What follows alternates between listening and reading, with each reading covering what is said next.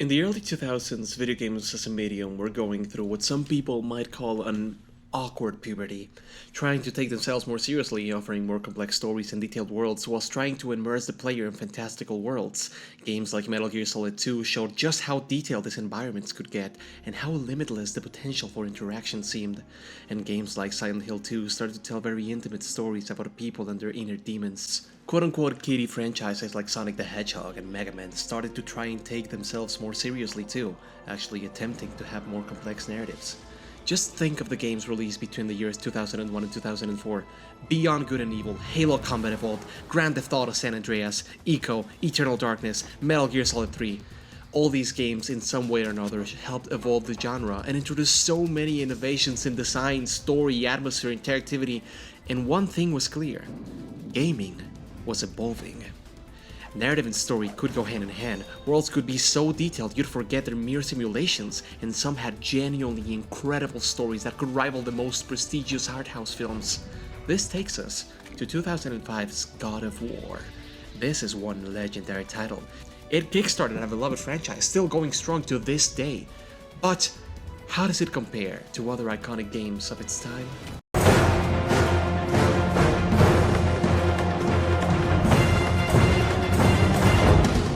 In a time where games were trying to be more mature, or criticize the romanticizing of violence, or how to find your own identity, Kratos showed up, ripped a dude in half, and then killed a giant hydra just to get started.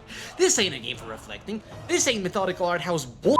This is gut-spilling, blood-gushing, squishing, power-tripping experience every 15-year-old dream of. It's time to cut loose and accept violence is cool as Strap on, sucker, because I'm going to tell you about a little game called God of War. The gods of Olympus have abandoned me. This game is about power. And the first thing you see is the main character committing suicide, which doesn't exactly inspire confidence, but soon after you're told how the game happens 3 weeks prior. And the first thing you do as soon as you control your character is to effortlessly rip through hordes of enemies without breaking a sweat. Your attacks are fast and far-reaching and you hit like a truck, meaning most of the time these cannon fodder minions can't even hope to touch you. Kratos makes his way through the ruined ships, and by the end of the first level, he single-handedly defeats the giant Hydra, who was a servant of Poseidon, aka the god of the sea, who sent you there, meaning you're the only person the actual deities consider strong enough to take it down. Hordes of enemies can't stop you, the Hydra's head can barely slow you down. And when you actually get to fight the entire Hydra one-on-one, Kratos has the strength to impale her with the ship, and the Hydra doesn't spit the K out, you crawl inside of its corpse without giving it a second thought. And unfortunately, the man holding the key is managing to hold on for dear. Psych! You're not here to rescue anyone. Kratos is out for blood. And just in case you didn't think Kratos was just Bale different, it was an Alpha Bale Sigma Jet rip. And just in case you didn't think Kratos was that guy, he then proceeds to living 2 women he rescued, only to then be contacted by Athena, a goddess, to ask him for help to save her city from her brother. Kratos is so powerful that he is the only mortal whom the gods trust to take on Ares, the god of war. Everything thrown at Kratos, he just brushed it aside like it's not even there. Gorgons, Minotaurs, Cerberus dogs, undead warriors can't hope to make him even break a sweat.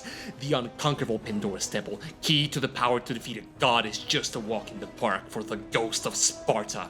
The only person who could even try and delay Kratos' quest for vengeance is the invincible Ares, and even killing him isn't enough, because he makes his way back from the dead, climbing impossible obstacles, killing immortal demons, and conquering the underworld just to have his revenge on the man who took everything from him.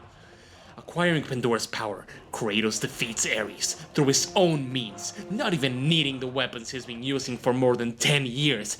Ares is defeated, and Kratos, realizing his torment can't stop, decides to end his own life, showing us the same scene that opened the game, which recontextualizes how Kratos is only jumping off the highest mountain in Greece because the only being capable of ending his life is himself. But he's too strong to even die that way, so he ascends to godhood, taking the place of Ares in Olympus, sitting on his well-earned throne. All hail Kratos, the god of war.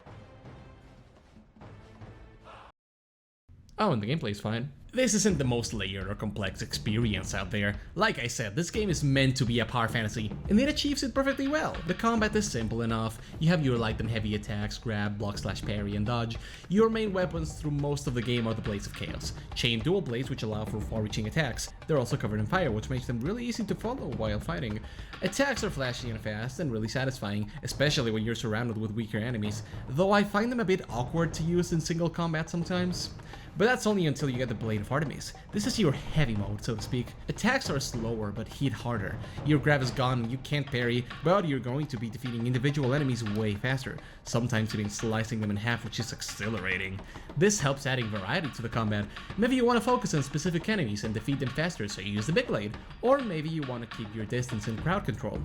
Although I don't understand the reasoning behind the Blade of Artemis not being able to parry, maybe it's supposed to be a more defensive option, hence it being slower, which makes you rely more on the dodge, but the dodge, to put it lightly, sucks. It's not the most precise and it's very slow. It also takes a while before you can move again after using it. Maybe I'm just bad with it, but I found it very unreliable. Overall, the Blade of Artemis is fun to use, albeit with inconsistent results. But these weapons are not the only tools in your arsenal. The gods of Olympus are going to help you on your quest by providing you with certain abilities, which allow you to unleash hell upon your enemies. Poseidon's Rage is great for quick damage, or when you're getting overwhelmed by enemies. It was by far my most used magic skill. Medus's Gaze is a godsend, for whenever you want to quickly take down troublesome foes. Turning them to stone and shattering them is very satisfying. Army of Hades is probably the one I use the least. It does do a lot of damage, and it's great to use, but you get so late in the game there's not a lot of use left. It summons a bunch of ghosts that fight the enemies for you. And Zeus's Fury, I mostly just use to snipe faraway enemies. It's probably the most situational ability of them all anyway, but I'm not gonna lie, getting to strike down enemies with a lightning bolt is just inherently really cool, even if the attack can be unreliable at times. Overall, the combat is pretty solid, and while there are a lot of weak fighter enemies, there are also stronger, more specialized foes like the Gorgons who turn you into stone, forcing you to dodge their gaze and quickly finish them off, or the Service Dogs, which will mutate if you don't kill them while they're puppies, or the Sirens, which are really nimble and hard to take down. I'm not a big fan of those. After taking enough damage, some enemies will allow you to do a cinematic finishing move, also known as a quicktime event. Yeah, this franchise is kind of infamous for kickstarting a sort of QTE fever in the late 2000s, where a lot of games abused them when not needed, but in here they're pretty good. The sound effects when nailing one are snappy and satisfying to pull off, and they add a sense of extra accomplishments. They're similar to the fatalities in Mortal Kombat in a way. But whilst the combat is good and satisfying, this game also has some puzzles in it, and they suck. Yeah, I don't want to be mean, but these are not great. There's some really obvious puzzles, places that look like puzzles but aren't puzzles, and they're overall really simple. Puzzles more so come off as padding in between the clearly more important action segments. Honestly, the platforming and obstacle courses are way more engaging and in line with the game in my opinion. They too are very simple, but there is a level of interaction to them that is not as distant from the combat as the puzzles elements are, and it's way more satisfying to pull off a challenging obstacle course than one of these puzzles, or maybe it's just that the puzzles are bad and I wouldn't be saying this otherwise. This game is a journey, starting off in the middle of the sea, to the city of Athens, to Pandora's temple, to the underworld, to Athens again.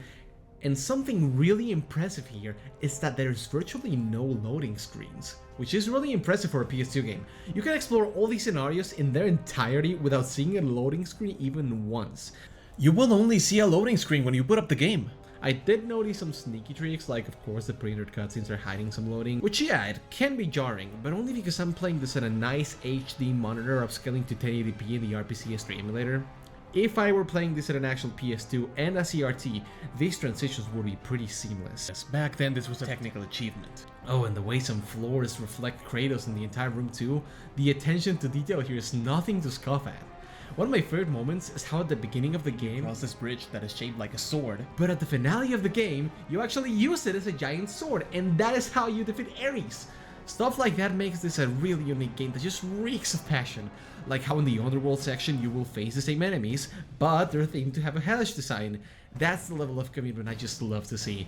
But cool visuals alone aren't enough to carry a game, because you also need a story. The story is actually pretty simple, not a negative point against it, it's just very straightforward. Kratos is a servant of Olympus, the gods have promised to forgive his sins if he serves them well, so he first defeats a Hydra who is terrorizing the agency, and after fulfilling his task and scoring, he is tasked with defeating Ares, the god of war, who is laying siege to the city of Athens, which is protected by Athena. This being seen as a betrayal to Olympus. Kratos being immortal makes this quite a daunting task, so he is instructed to seek Pandora's box, hidden inside Pandora's temple on top of the Titan Kronos, who is wandering the desert of lost souls. After overcoming some obstacles and getting the box, Kratos is impaled by Ares, sending him to the underworld where he crawls his way back to life by killing the same guy he killed at the beginning of the game. After this, he returns to Athens, opens the box, kills Ares, and becomes the new god of war. So by the story being simple, I just mean the actual order of events that take place in it. Most of the interesting stuff happening here is related to our main character and his backstory. Kratos is a character that reflects the player's own view in a way, seeking only violence for violence's sake. Rejoicing in the heat and glory of battle, not knowing limits, believing himself to be invincible and capable of defeating any foe. And when it seems like he reaches limits, he gets a power-up by Ares in the form of the Chaos Blades. This coupled with now being a warrior of Ares, not questioning why or what he's doing, only knowing battle, he lets himself be consumed by his ambition, and by the moment he snaps out of his power-drunken state, he already made a mistake he can never unmake, having destroyed the only people whom he cared about. After this, Kratos doesn't seem to have the same hunger for glory and battle he did before. It is now a conduit to the only two things he has left, regret and anger. Going from serving one god to serving another's, he's no longer a glorious warrior. He is the ghost of Sparta.